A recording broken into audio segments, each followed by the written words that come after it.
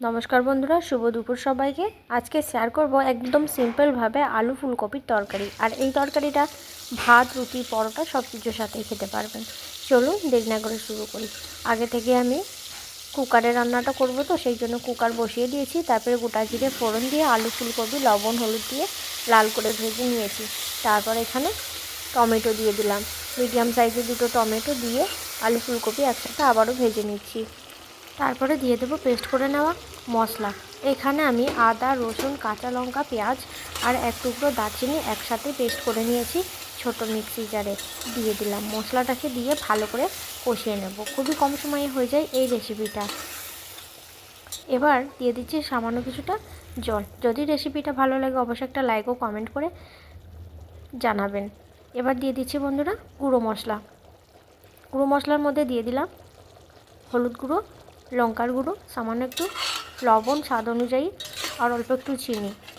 আর paste করার সময় মশলাটাতে আমি গোটা জিরে এবং ধনিয়া একসাথে দিয়ে পেস্ট করে নিয়েছি, তাই আলাদা করে আর দিচ্ছি না। এবার মশলাটাকে দিয়ে ভালো করে কষিয়ে নেব 3-4 মিনিট মতো। মশলা থেকে তেল ছাড়তে শুরু করলে আবারও আমি ভালো করে নেড়ে নেব। এইভাবে 3-4 মিনিট কষিয়ে নেওয়ার পরে জল দিয়ে দেব।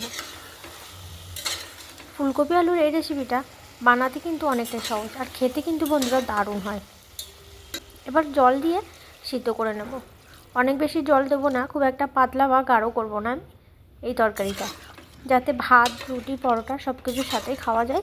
ঠিক সেরকমভাবে আমি তরকারি গ্রেভিটা রাখবো। সবার শেষে সামান্য ধনেপাতা কুচি দিয়ে দিচ্ছি। তারপর ভালো করে মিশিয়ে নিয়ে গ্যাসের ফ্লেমটাকে বন্ধ করে হাই ফ্লেমে একটা সিটি দিয়ে নেব, যাতে আলু ফুলকপি গলে না যায় কিন্তু খুব ভালো করে সিদ্ধ হয়ে যায়। একটা সিটি দিয়ে বন্ধ করে রেখে দিয়েছিলাম। এবার ঢাকনাটাকে খুলে নিচ্ছি। এই যে দেখুন, দারুণ সুন্দরভাবে হয়ে গেছে আলু ফুলকপির এই নতুন রেসিপিটা। আশা করছি রেসিপিটা আপনাদের ভালো লেগেছে। আর অবশ্যই বন্ধুরা আমার মতন করে একবার বানিয়ে খেয়ে দেখবেন। আশা করছি আপনাদেরও রেসিপিটা ভালো লাগবে। এবার আমি অন্য একটা বাটিতে তুলে নিচ্ছি। এখানেই শেষ করছি বন্ধুরা। সবাই সুস্থ থাকবেন, ভালো থাকবেন। ধন্যবাদ।